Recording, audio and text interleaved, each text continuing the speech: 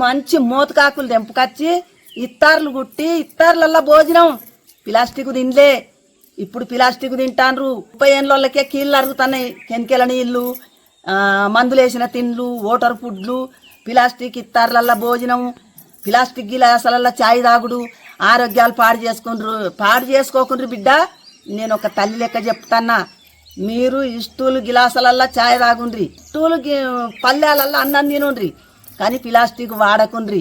ఆరోగ్యాలు ఖరాబు చేసుకోకుండ్రి. రేపు కోయడల 2.5 కోట్ల రూపాయల స్టూల్ బోళ్ళు, వంట బోళ్ళు మహిళా సంఘాలకు ఇస్తాండు. పొన్నం ప్రభాకర్ సార్ తండ్రి సత్తయ్య సారు మనకు ఆయన ఎంత గొప్పోడు. ఆయన ఏ లోకానున్నాడో, ఆయన ఎంత పద్ధతిగా మెదిలిండో. ఆయన కొడుకులు కూడా 3, పొన్నం ప్రభాకర్ అన్న, అశోక్ అన్న, రవి అన్న, వీళ్ళందరూ ప్రజలకు ఎంతో మేలు చేయాలని ప్లాస్టిక్ బంద్ పెట్టమని మహిళా సంఘాలకు వంట బోళ్ళు మనకు ఎవేవి అవసరం ఉన్నాయో ఆ వంట బోళ్ళు అన్నీ రేపు కోయడలా ఇస్తాండ్రు. మీరందరు రావాలి. పొన్నం సారు ప్రభాకర్ సారు ఇస్తాండు, అందరు రావాలి. రేపు నేను కూడా వస్తున్నా.